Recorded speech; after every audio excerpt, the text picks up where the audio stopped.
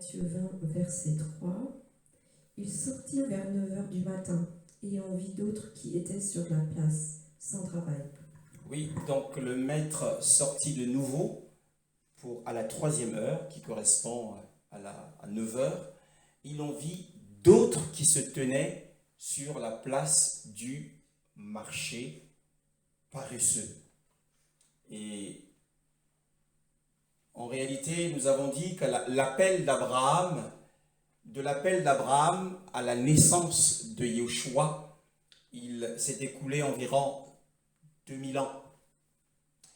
Et de la naissance de Yeshua jusqu'à son élévation dans la gloire, et bien jusqu'à son prochain retour, il est probable que nous puissions également compter environ plus de 2000 ans.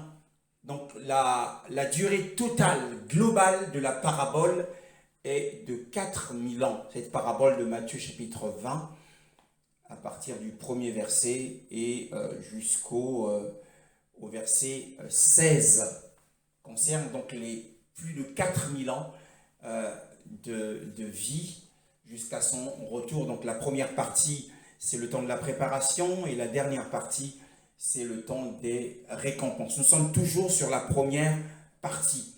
Et donc depuis l'appel d'Abraham concerne la première heure du maître de maison qui était sorti dès le point du jour. Et cette fois-ci, il sort à 9 heures, et ça correspond au temps ou à l'époque de Salomon. La Bible dit qu'il se tenait sur la place du marché. Or, chez les anciens, eh bien, 9 heures était l'heure à laquelle le nombre des acheteurs, le nombre des touristes et le nombre des vendeurs était le plus grand à la place du marché.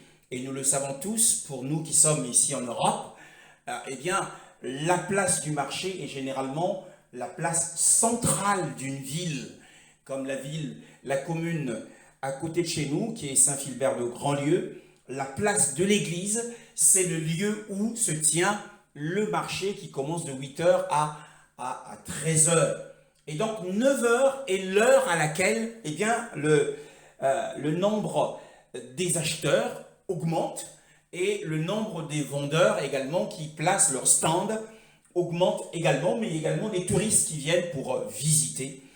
Voilà. Et donc, ça correspond à une époque de plein marché, qui est l'époque de Salomon, et que nous lisons dans 1 Roi, chapitre 4, le verset 20.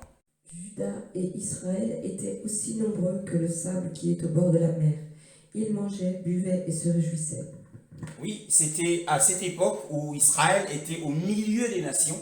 Eh bien, c'était un temps de prospérité où la population augmentait et était en prospérité, et le peuple était en paix.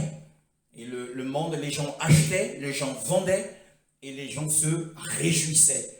Les soucis de la vie, c'est quoi? C'est acheter et vendre. Donc la place du marché ici, c'est le lieu où les gens achetaient et les gens vendaient, mais où aussi les touristes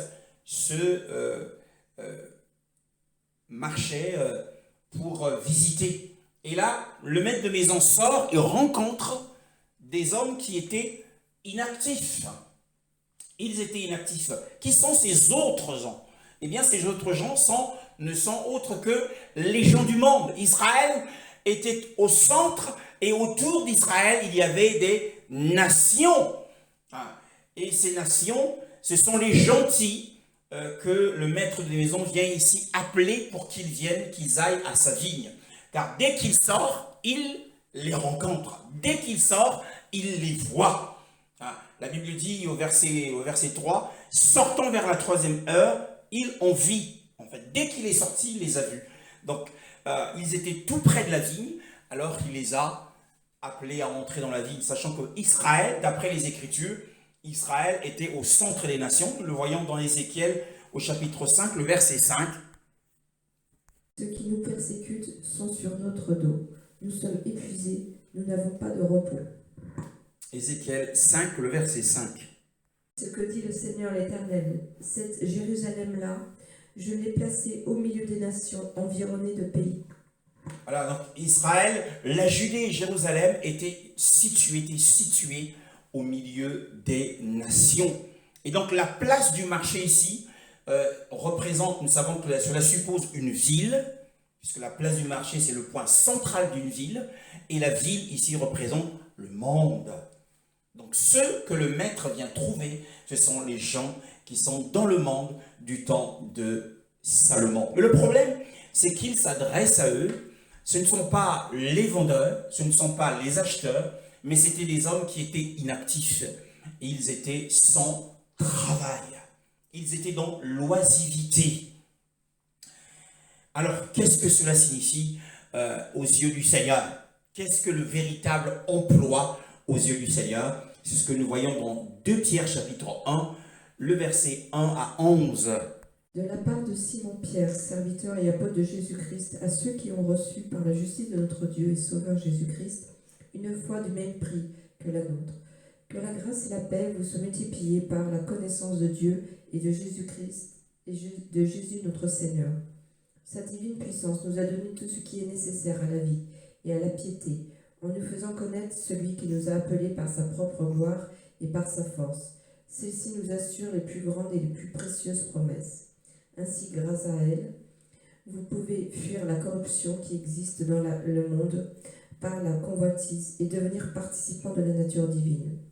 Pour cette raison même, faites tous vos efforts afin d'ajouter à votre foi la qualité morale, à la qualité morale la connaissance, à la connaissance la maîtrise de soi la persévérance, à la persévérance la piété, à la piété l'amitié fraternelle, à l'amitié fraternelle l'amour. En effet, si ces qualités sont en vous et se développent, elles ne vous laissent pas inactifs ni stériles pour la connaissance de notre Seigneur Jésus-Christ. Quant à celui qui ne possède pas ces qualités, il est aveuglé par sa myopie. Il oublie qu'il a été purifié de ses anciens péchés. C'est pourquoi, frères et sœurs, appliquez-vous d'autant plus à affermir l'appel et le choix dont vous avez été l'objet. Car si vous faites cela, vous ne trébucherez jamais.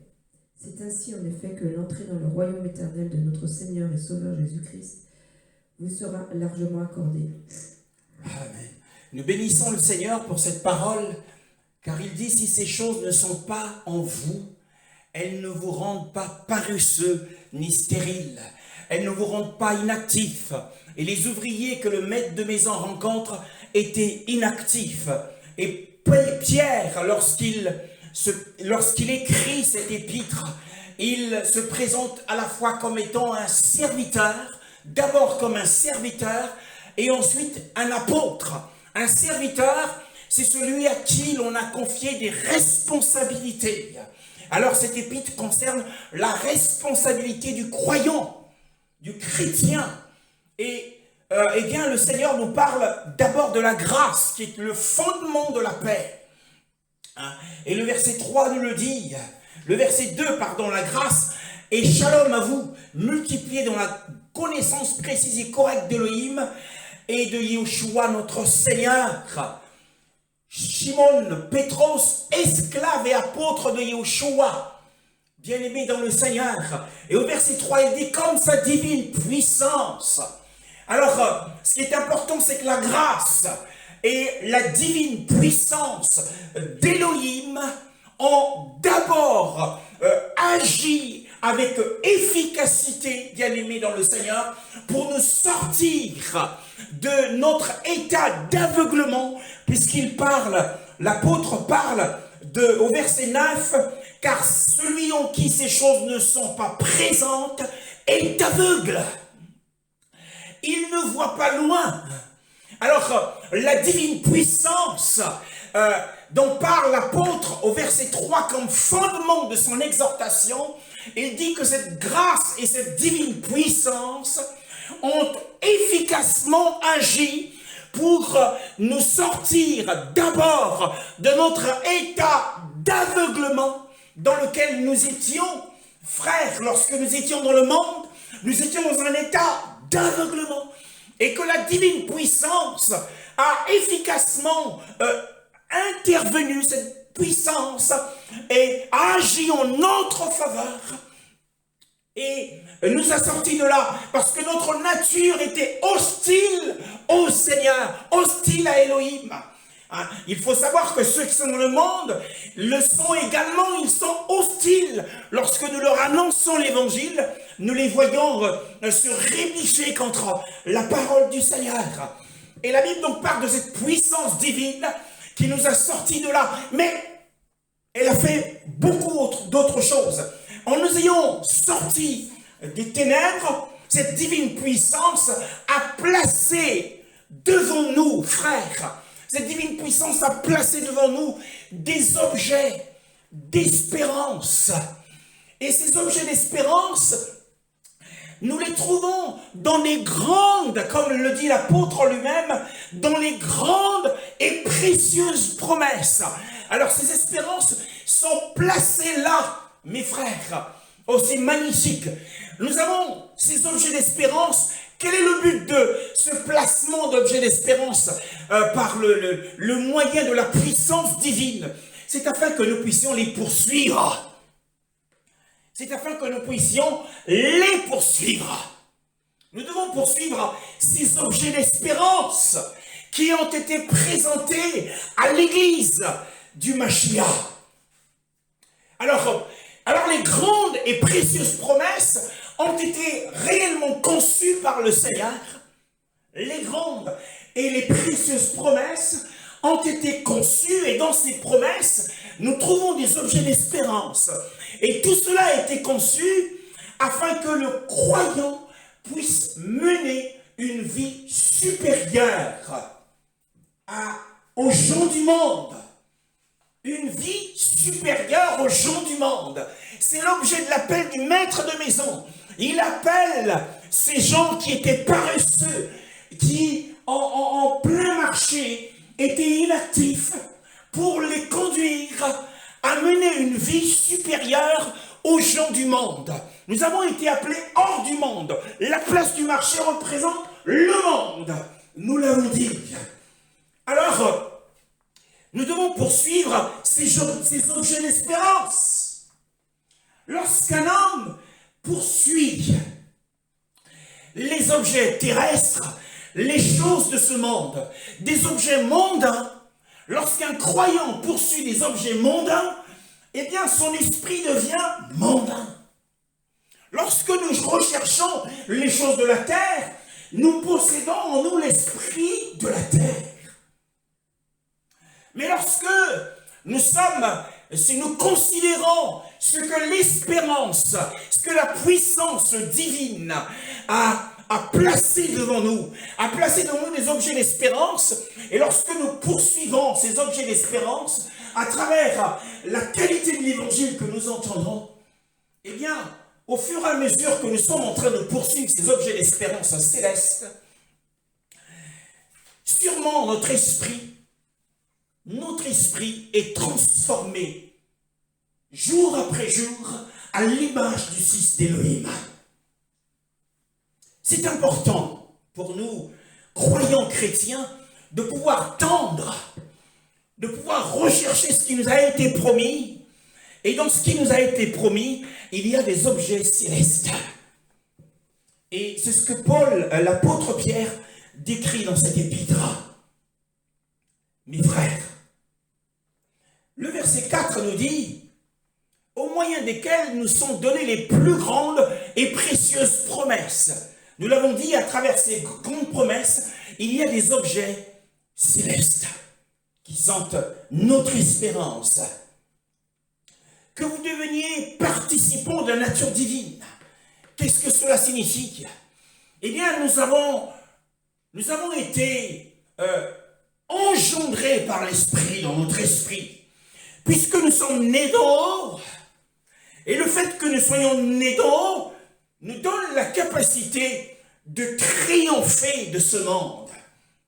Comme il le dit lui-même, car il le dit, ayant échappé à la corruption qui est dans le monde par la convoitise. Qu'est-ce qui est dans le monde? Et dans le monde, il y a la corruption morale. Il y a la corruption morale de l'âme par la convoitise. La convoitise, quelle qu'elle soit, le mauvais désir, quel qu'il soit, eh bien, corrompt l'âme du croyant. Notre âme peut être corrompue lorsque notre cœur est animé par la cupidité.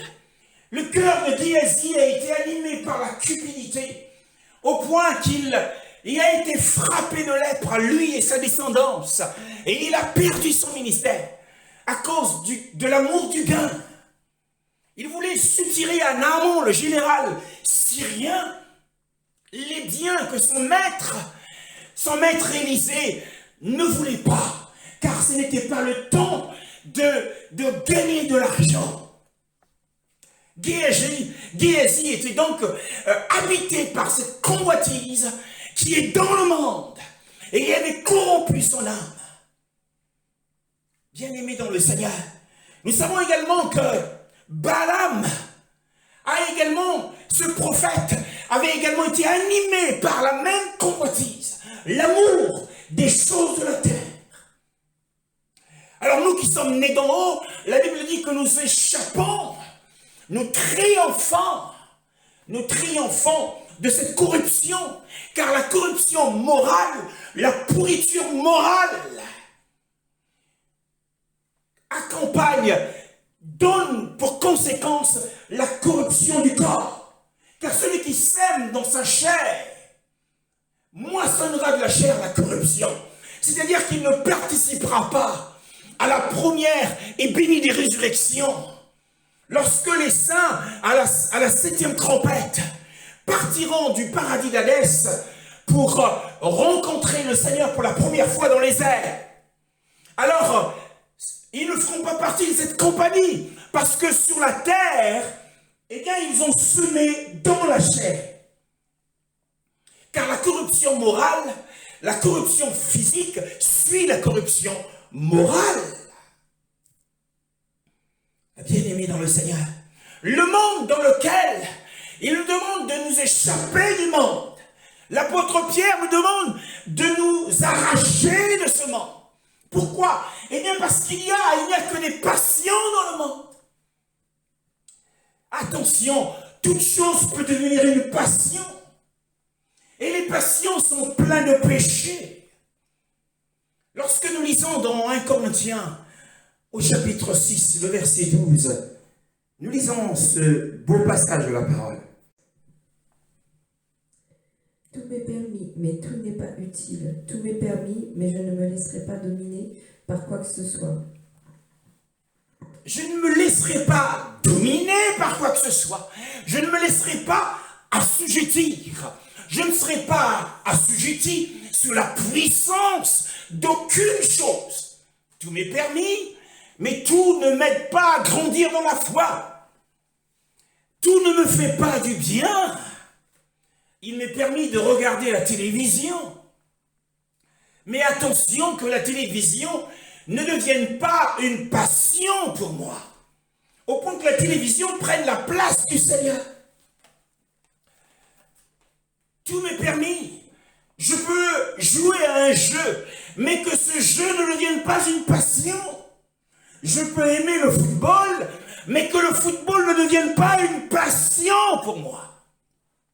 Car là où il y a de la passion, il y a un assujettissement à une puissance divine. Et beaucoup n'arrivent plus à se passer du portable. Le téléphone portable devient une passion. Tout est permis, mais tout ne me convient pas. Il y a des passions dans le monde, et dans les passions, il y a le péché. Je peux prendre un verre de vin, mais lorsque le vin devient une passion, je bascule dans l'alcoolisme. La passion. Alors l'apôtre nous demande de nous échapper grâce à la foi. Mais quelle foi? La foi dans les objets célestes de notre espérance. Lorsque nous avons la foi dans les objets célestes de notre espérance et que nous considérons le mode ou la manière qui nous permet d'entrer dans le royaume, alors nous sommes préservés. Nous sommes préservés de la convoitise. Rien ne préserve un croyant de la convoitise que de plonger ses regards dans les objets d'espérance, les objets célestes de son espérance. Alors il se tiendra au-dessus du monde. Mais lorsque nous refusons, lorsque nous ne considérons plus notre espérance céleste et que nous prêchons, nous aimons l'évangile qui prêche les choses de la terre, qui prêche notre avancement sur la terre, alors il est probable, il est plus que certain que notre âme sera jetée dans la corruption du corps. Et que nous serons de plus en plus indulgents. Nous serons de plus en plus indulgents. Et nous marcherons à travers les sens qui sont les sens de la chair. Bien-aimés dans le Seigneur, attention à l'évangile que nous entendons. Car la corruption morale de l'âme précède la corruption physique du corps. Beaucoup sont corrompus moralement. Et on voit cette corruption dans les films de ce monde. Les hommes vont avec les hommes, les femmes vont avec les femmes. Et tout est montré à nu et à découvert. La corruption morale. Les hommes sont animés des désirs insensés. Nous poursuivons. Alors, nous devons garder en mémoire la promesse du royaume millénaire. Et puisque l'apôtre en parle ici, il parle de la promesse du royaume millénaire. Et c'est grâce à la divine puissance, et cette divine puissance a placé devant nous cette promesse. C'est l'objet céleste dont nous parlons, le royaume millénaire. Mes frères, et lorsque nous gardons en mémoire ces choses, et lorsque nous considérons la manière dont nous devons agir pour entrer dans ce royaume, car il l'a dit au verset 11, car c'est ainsi que l'entrée dans le royaume éternel de notre Seigneur et Sauveur Yeshua, Mashiach, vous sera richement fournie. Car c'est ainsi, c'est une conséquence. Mes frères dans le Seigneur, nous restons concentrés à écouter la parole de Dieu. Bien-aimés dans le Seigneur, la Bible dit, elle parle des plus grandes promesses. Qu'est-ce que cela signifie? Les plus grandes promesses. Qu'est-ce que cela signifie? Eh bien, cela signifie que nous avons de l'assurance dans la puissance divine. Quand la Bible parle des grandes et extrêmes promesses, ou des extrêmes promesses, ou des promesses qui sont extrêmement grandes, eh bien, si ces promesses sont grandes en elles-mêmes, c'est parce que nous avons l'assurance que la puissance divine dont parle l'apôtre au verset 3, que cette puissance divine sera émise. Bientôt, cette puissance divine sera déployée. Elle sera émise par le Seigneur à la 7e trompette. Elle sera émise pour ressusciter les morts. C'est pourquoi la Bible parle des grandes promesses. C'est la promesse de la résurrection d'entre les morts. C'est la promesse de la première résurrection. Mais c'est aussi la promesse de l'enlèvement de l'Église. C'est la promesse qui transformera le corps d'humiliation que nous portons aujourd'hui. Ce corps de faiblesse, il transformera ce corps de faiblesse en un corps semblable à celui de Yeshua. Un corps incorruptible, un corps rempli de gloire, c'est-à-dire remplis de lumière. Mes frères, suivons la parole du Seigneur. C'est ce que signifie avoir considéré les grandes promesses. C'est la promesse de la résurrection. C'est la promesse de l'enlèvement de l'Église. Elles sont également appelées des précieuses promesses. Pourquoi sont-elles appelées les précieuses promesses, mes frères? Eh bien parce que cela concerne notre bonheur. Le bonheur qui nous attend dans le royaume. Ce n'est pas le bonheur du paradis d'Hadès. Le paradis d'Hadès, il y a du bonheur là-bas. Parce que ceux qui sont dans le paradis d'Hadès au centre de la terre jouissent de la lumière de l'apparence du Mashiach. Ils sont dans le bonheur, mais c'est un lieu intermédiaire. C'est un lieu provisoire. Mais on parle du bonheur du royaume millénaire. Et ce bonheur, il l'a dit, nous avons été appelés, dit-il, nous avons été appelés au moyen de la gloire et de la vertu. C'est le bonheur dans la gloire. C'est le bonheur dans la force divine, dans l'excellence divine. Mes frères. Alors, toujours au verset 3, si nous revenons au verset 3, il dit comme sa divine puissance nous a donné tout ce qui regarde la vie et la piété. Qu'est-ce que cela signifie? Eh bien, ici l'écrivain nous parle des dons d'Élohim qui nous ont été accordés. Pourquoi les dons nous sont-ils accordés? Quels sont ces dons? Et c'est ce que nous allons voir. C'est ce que l'Esprit voudrait que nous puissions développer ces temps-ci.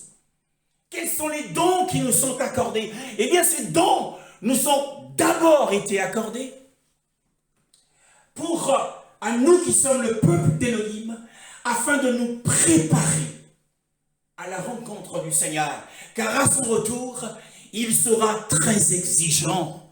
Il sera très exigeant concernant les dons qu'il nous a accordés. Ce sont les exigences, ces dons, ce sont les exigences de son retour, mes frères. Et ces dons concernent tout ce qui touche à la vie et tout ce qui touche à la piété. Et l'apôtre Pierre a donné la liste de tout ce qui touche à la vie et de tout ce qui touche à la piété. Car nous avons deux devoirs en tant que croyants. Notre premier devoir, c'est envers Elohim. Et notre deuxième devoir, c'est envers notre prochain. Ainsi, tout ce qui concerne la vie et la piété font référence aux dons que Elohim nous a accordés en son bien-aimé. Alors, nous voyons que dans la liste de l'apôtre Pierre, ainsi nous avons compris que la corruption morale précède la corruption physique du corps, et que si nous échappons à la corruption morale de la convoitise, eh bien nous participerons à l'incorruptibilité du corps. Mais si nous sommes pris dans le piège de la corruption morale de la convoitise, la corruption morale du mauvais désir, la corruption morale de l'impudicité, la corruption morale de l'orgueil et de la malhonnêteté, eh bien, nous ne participerons pas à la première et bénie des résurrections. Dans la liste de l'apôtre Pierre, il dit, au verset 5, pour cette même raison aussi, en y apportant en outre tout empressement, fournissez à votre foi, dit-il, la vertu. Et nous allons considérer la vertu. Et celui qui écrit, c'est l'apôtre Paul. Le sens général, c'est vertu. Mais le mot spécifique de vertu, ce n'est autre que la force du courage. La force du courage. Alors, celui qui écrit cela, était-il bien placé pour l'écrire? L'apôtre Pierre. La force du courage. Et l'apôtre Pierre est lui-même tombé, faute de courage. Et nous voyons que la foi ici, dans les tout premiers versets, il est dit que notre foi reposait sur la justice de notre Elohim et Sauveur Yahushua Mashiach, au verset 1. On sort d'une foi du même prix que la nôtre. La foi qui repose sur la justice de notre Seigneur Yahushua et notre Elohim Yahushua, c'est la foi qui nous justifie. Or, la foi dont il parle au verset 5, ce n'est pas la foi qui justifie, mais c'est la foi qui introduit dans l'âme d'autres dons, d'autres grâces divines. Et la foi ici est la racine de l'arbre. La foi ici ouvre la porte. Et cette foi est une foi sanctifiante qui vient sanctifier l'âme. Donc la foi, la véritable foi, non seulement elle justifie l'homme, mais elle le sanctifie. Elle sanctifie l'homme. Tu ne peux pas dire que j'ai la foi en Elohim et vivre dans le péché. Car la véritable foi sanctifie l'homme. Ainsi, la foi introduit à travers l'exhortation de l'écrivain ce matin, elle introduit la première excellence, la première grâce qui est la vertu, c'est-à-dire la force du courage. Et nous voyons que la première exigence ici, c'est la force du courage. Alors, c'est la force du courage comme la première qualité d'une vie supérieure à celle du monde que nous allons considérer brièvement ce matin. Alors nous allons dans l'évangile de Jean au chapitre 13, le verset 36 à 38. Seigneur, où vas-tu? Jésus répondit, tu ne peux pas me suivre maintenant là où je vais, mais tu m'y suivras plus tard. Seigneur, lui dit Pierre, pourquoi ne puis-je pas te suivre maintenant? Je donnerai ma vie pour toi. Jésus répondit, tu donneras ta vie pour moi? En vérité, je te le dis, le coq ne chantera pas avant que tu ne m'aies renié 3 fois. Avant que tu ne m'aies renié 3 fois, c'était une époque, une période de persécution. Et l'exigence particulière au cours de cette période de persécution était la confession. Et dans ce passage que nous sommes en train de considérer, Shimon Pétros lui dit, Seigneur, où vas-tu? Alors, Pierre le dit avec tristesse. Le Seigneur leur annonce qu'il s'en va. Car le verset 1er nous dit, or avant la Pâque, Yahushua, sachant que son heure était venue de passer de ce monde vers le Père, comme il avait aimé les siens dans le monde, il les aima jusqu'à la fin. Et le verset 36, Pierre lui dit avec tristesse, où vas-tu, Seigneur? Le cœur de Pierre était triste à la nouvelle du départ du Seigneur. Alors il lui dit, Seigneur, où vas-tu? Et Pierre répond, et le Seigneur lui répond en verset, Yahushua lui répondit, là où je vais, tu ne peux pas me suivre maintenant, mais tu me suivras plus tard. Mais la question qui se pose à nous, mais où peut-il bien aller? Où peut-il bien aller? Au point que les pieds de l'apôtre Pierre ne soient pas en mesure de le suivre. Où pouvait-il bien aller? C'est la question que l'on peut se poser. Eh bien, le Seigneur ne s'explique pas complètement. Il ne donne pas plus de détails. Il dit simplement, là où je vais, tu ne peux pas me suivre maintenant. Il ne donne pas plus de détails, mais il montre à Pierre qu'il est dans l'incapacité de le suivre. Tu ne peux pas me suivre. Tu ne peux pas marcher après moi. Pourtant, Yoshua, à plusieurs occasions, a dit à ses disciples, si quelqu'un veut me suivre, qu'il se charge de sa croix et qu'il marche après moi. Mais cette fois-ci, il dit à Pierre que tu es incapable de me suivre. Wow. Et il joint à cette incapacité de le suivre la promesse particulière donnée à Pierre, mais tu me suivras plus tard. Ici, cela fait référence à la mort de l'apôtre Pierre sur la croix, mais une croix inversée, la tête en bas et les pieds en haut.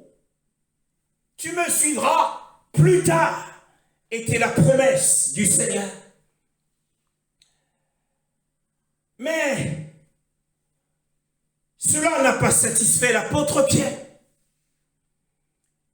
Alors au verset 8, nous savons qu'au verset 8 de ce chapitre, la Bible nous dit quoi? Au verset 8 de ce chapitre.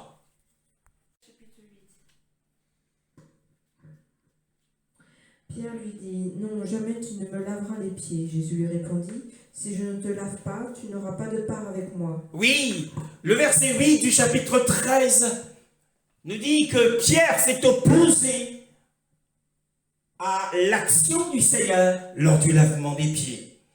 Et nous voyons donc au verset 37 que Pierre, le même esprit qu'il avait animé au verset 8, refait surface, fait sa nouvelle apparition, le même esprit d'opposition.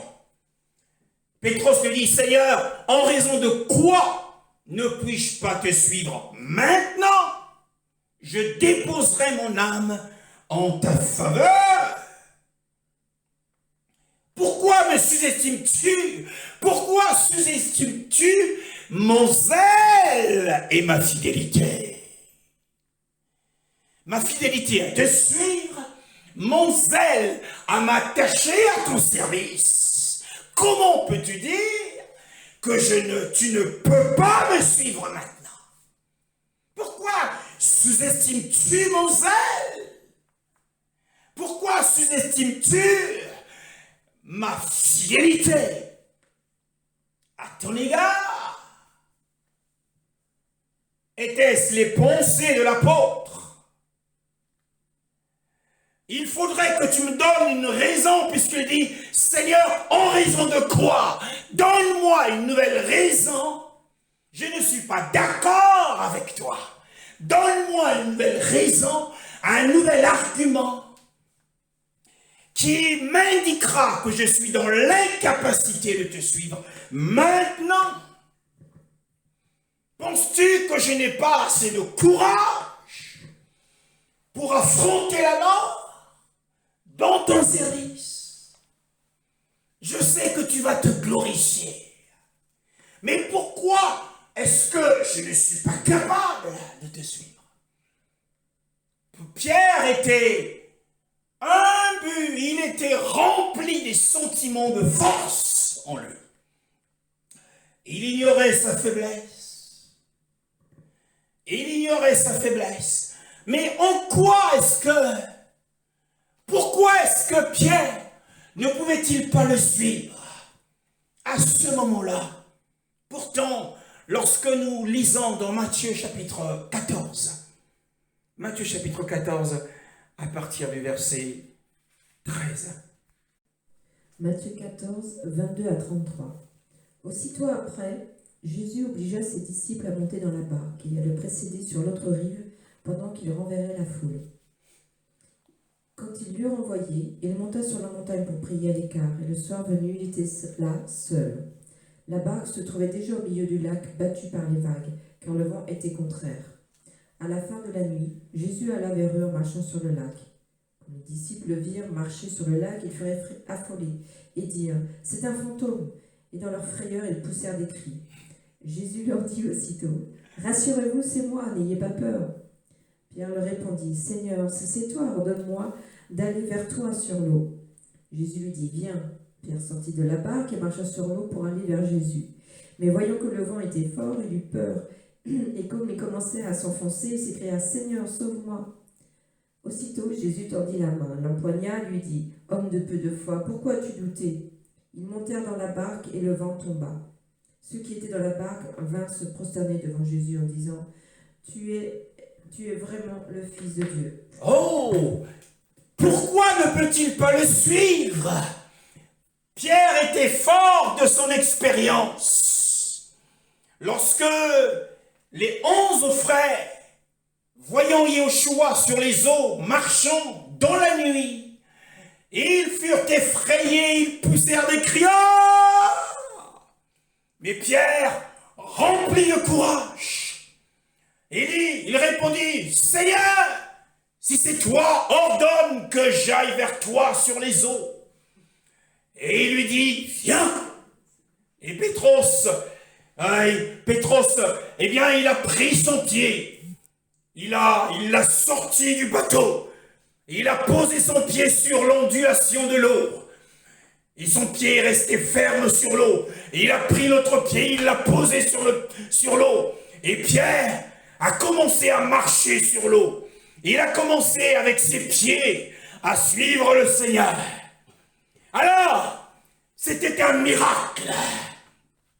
Je pense que les autres frères qui étaient dans le bateau ont dit, mais il est fou ce Pierre. Oh, mais quel courage! Quel courage! Alors, lorsque le vent s'est mis à souffler et que les vagues, l'eau a commencé à onduler davantage, à être de plus en plus instable, notre homme de force et de foi a faibli dans la foi. Alors il a commencé à s'enfoncer. Et la Bible dit que Yahushua, après qu'il ait crié « Seigneur, sauve-moi », Yahushua l'a empoigné, selon la version de ma sœur, et l'a relevé. Alors ils ont marché avec Yahushua sur l'eau jusqu'au bateau. Oh, quel miracle et quelle expérience! Et c'est sur cette base que Pierre dit, mais Dieu me sous-estime. Souviens-toi que je t'ai suivi sur l'eau. J'ai marché miraculeusement sur l'eau. Mais en quoi est-ce que je ne suis pas capable aujourd'hui de pouvoir te suivre? En même temps, ce n'est pas tout. Lorsque tu nous as sélectionnés, moi, Yona, Jean et Jacques, tu nous as pris et tu nous as conduits sur une très haute montagne. Et nous t'avons suivi en gravissant la montagne. Et nous avons entendu la voix du Père. Et nous t'avons vu transfigurer. Mais où est-ce que je ne peux pas te suivre? Sur la base de ces expériences. J'étais un homme d'expérience, mais qui ignorait ses faiblesses. Mais toi, Yahushua, certes, tu es fils d'Élohim, mais j'ai devant moi un simple homme. Si toi, tu ne te laisses pas intimider à l'heure de la faiblesse et de la puissance de Satan. Et pourquoi moi, Pierre, l'homme le plus fort parmi les disciples, pourquoi moi j'échouerais? Il s'oppose au Seigneur. Le Seigneur lui dit, pas maintenant, mais le cœur dit maintenant. Le Seigneur te dit, mon frère, pas maintenant, mais toi te dis, Seigneur, maintenant. Le Seigneur te dit plus tard, mais tu dis maintenant, Seigneur. Ce même esprit n'habite-t-il pas le croyant aujourd'hui? Alors si Yahushua pouvait traverser l'heure de la tentation avec courage, sans se laisser intimider, Pierre dit, je suis aussi capable que toi. Mais Yoshua lui dit, oh, tu es ignorant. Tu ignores ce que je sais sur toi. Voyez-vous, lorsque quelque chose est sur le point de nous arriver, le Seigneur se charge de nous prévenir à l'avance. Pierre a renié le Seigneur 3 fois. Il a été aussi averti 3 fois. Nous avons été avertis de nos chutes, mais il est important à un croyant de connaître ses faiblesses, de ne pas s'avancer avec bravoure. Je suis un serviteur de Dieu, il ne m'arrivera jamais rien. Attention, attention. Comment se fait-il que Pierre, Pétros, était si ignorant de ce que Yoshua savait? Satan se moquait de la confiance en soi de Pétros. Et il se moque de notre confiance en soi. Et lorsque nous sommes dans la confiance en nous-mêmes, la victoire du diable est certaine. Alors Pierre, alors que Yoshua lui annonce que le coq ne chantera pas, parce qu'il dit, je déposerai mon âme. Je déposerai mon âme en ta faveur. Attention, Pierre, tu te mets trop en avant. Il se glorifie des grandes choses qu'il fera pour le Seigneur. Oh, je déposerai mon âme en ta faveur. N'avons-nous pas, comme Pierre, le même sentiment? Ne sommes-nous pas piqués par le même sentiment de vouloir faire des grandes choses pour le Seigneur? Guérirons les malades. Et voilà que beaucoup de prédicateurs annonçant des grandes choses lors des séminaires. Les malades seront guéris. Les paralytiques se relèveront. Ils se vantent de grandes choses qu'ils feront pour le Seigneur, alors qu'il ne les a pas placés dans ces circonstances. Ils ont une hardiesse qui n'est autre que de l'aveuglement, qui n'est autre que de l'orgueil. Je déposerai ma vie pour toi. Et nous voulons négliger ce que le Seigneur nous a donné comme travail. Et le Seigneur nous a donné un travail. Ne méprisons pas le travail, la mesure du travail que le Seigneur nous a confié. Faisons ce travail avec fidélité. Ne nous projetons pas dans ce qu'il ne nous a pas encore placé. Il a dit, tu me suivras plus tard, mais pas maintenant. Mes frères, Pierre était ignorant. Si bien, pourtant, Yoshua lui dit, eh bien, le coq ne chantera pas que tu m'aies ruiné 3 fois. On ne le voit pas ressentir le besoin de la prière et de l'intercession. Eh bien, quelque chose vous a été donné en avertissement. Il faut rechercher le chemin de l'intercession et de la prière, plutôt que de se justifier. Oh, cela ne m'arrivera pas. Il faut plutôt rechercher le chemin de la prière. Nous ne voyons pas Pierre rechercher le chemin de la prière. Pourtant, ici, Yoshua est en train de dire qu'il finira comme Judas.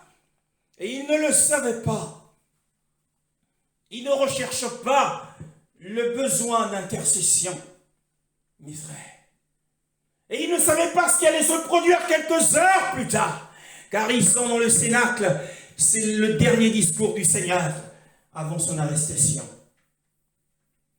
Alors le Seigneur était conscient du résultat des paroles de Pierre. Quand Pierre dit « Je donnerai ma vie pour toi », mes frères, ce n'est pas à Pierre de donner la vie pour le Seigneur. C'est plutôt à Yoshua de donner sa vie pour les autres. Matthieu 20, le verset 28. C'est ainsi que le Fils de l'homme est venu, non pour être servi, mais pour servir et donner sa vie en rançon pour beaucoup. Oui, c'est d'abord lui qui doit donner sa vie en rançon pour beaucoup, avant que qui que ce soit obtienne le courage de donner sa vie pour le Seigneur. Car il l'a dit également dans Jean chapitre 10, le verset 11, nous connaissons tous ce passage, Moi, je suis le bon berger dépose son âme en faveur de ses brebis. Mais on voit Pierre dévancer le Seigneur, on dit, c'est moi qui déposerai ma vie pour toi. Non, non, Pierre, non. C'est d'abord le Seigneur qui t'a donné son âme. Et ensuite, il te donnera la vertu, le courage et l'excellence qui te permettra de donner ta vie plus tard pour le Seigneur. Et donc nous voyons que Pierre parlait dans la confiance de la chair.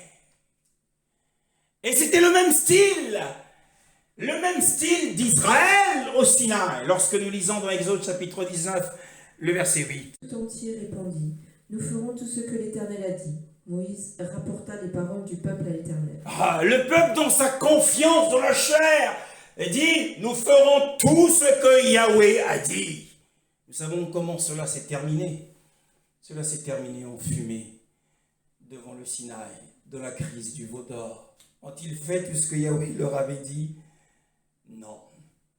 La chair de Pétros n'était pas plus forte que celle des 12 tribus d'Israël réunies.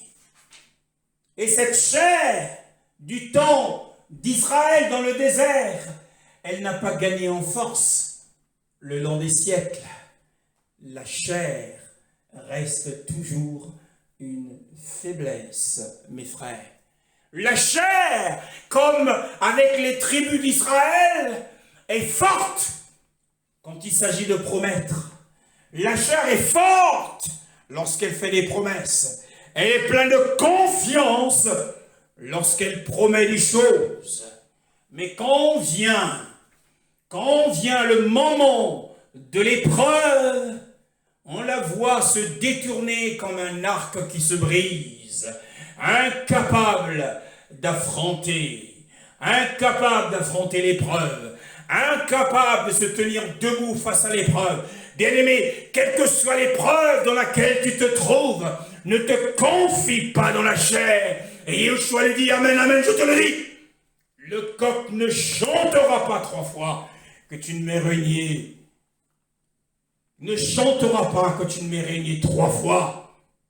Le Seigneur n'était pas guidé parce qu'il entendait de Pierre, de son zèle à déposer son âme pour le Seigneur. Bien-aimé, eh bien le Seigneur lui a fait connaître, il lui a fait connaître la scène qui sitôt était sur le point de s'accomplir. Il y a une scène que le Seigneur te montre en vision, il te montrera en songe, une scène de ta chute, une scène de ton échec, une scène du scandale. Eh bien, s'il te montre cela, choisis le chemin de l'intercession plutôt que de renier et de dire « je ne suis, ça cela ne me ressemble pas ».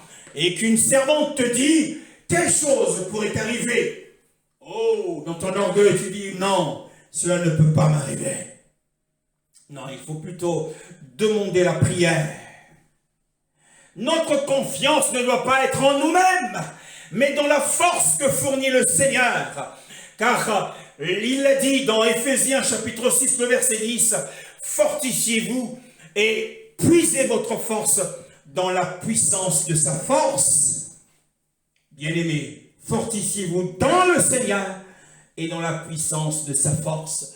L'exemple aussi sombre de Pétros nous a été donné pour nous avertir que le rocher fragile, le rocher perfide de la chair nous fera trébucher. Que nous soyons jeunes chrétiens ou que nous soyons chrétiens matures. Soyons forts dans le Seigneur et dans la puissance de sa force. Bien-aimés, le courage que le Seigneur a pu transmettre à Pierre, à Pétros, dans les temps qui avaient suivi sa chute, c'est-à-dire après la Pentecôte, nous voyons Pétros se tenir debout devant le grand conseil d'Israël et donner une ligne de résistance. Il dit, vaut mieux obéir à Elohim qu'aux hommes. On le voit, Pierre ne pas se laisser intimider. Et il ne se laisse plus intimider par les coups, bien qu'ils aient été frappés. Et il ne se laisse plus intimider par la prison. Et il ne se laisse plus intimider par la mort. parce que Yeshua, par son esprit, lui avait transmis la force du courage. Et lorsqu'il écrit son épître, c'est la première pierre qu'il pose. Il dit: ajoutez à votre foi la vertu, c'est-à-dire la force du courage. C'est celle-là qui définit une vie meilleure à celle du monde. Ceux du monde sont lâches et ils se trahissent les uns les autres. Mais nous, lorsque vient l'épreuve, est-ce que l'épreuve de la maladie, lorsqu'elle surgit à nous, avons-nous la force du courage de nous servir de la parole et de déclarer que je ne suis pas malade, mais que je marche dans la puissance de l'esprit, et aucun habitant de la Nouvelle-Jérusalem ne doit dire: je suis malade. C'est cela la confession. Qu'est-ce que la confession? Eh bien, la confession, c'est la déclaration de la parole du Mashiach lorsque nous sommes dans l'opposition. Mais la profession est la déclaration de la parole du Mashiach au milieu des fidèles. Il n'y a aucune opposition, c'est quelque chose de facile. Alors nous voyons que, bien aimé, que Pierre, lorsqu'il a été rempli du Saint-Esprit, s'est tenu sans broncher, et il a affirmé avec hardiesse: oh, il ne s'est plus laissé effrayer, lui et ses compagnons, lui et ses camarades. Il était comme Paul, qui dit: je puis tout par le Mashiach qui me fortifie. Et je puis tout par le Mashiach qui me donne cette vertu. Bien-aimés, nous voyons combien il est nécessaire qu'Élohim, à chaque fois, intervienne en notre faveur dans ses promesses. Oh, parce que les promesses de la chair finissent par échouer. Elles échouent complètement. C'est la différence entre l'ancienne alliance et la nouvelle alliance. Dans l'ancienne alliance, il se confiait dans la chair. Mais dans la nouvelle, nous nous confions dans le Seigneur. Et si la crainte du Seigneur était dans le cœur, avait régné dans le cœur de Pétros, il n'aurait pas craint l'homme, il n'aurait pas craint cette servante, et il ne serait pas tombé tristement. Et nous bénissons le Seigneur ce matin, parce que nous ouvrons une nouvelle page, qui est la page d'une vie supérieure à celle des hommes et des femmes du monde.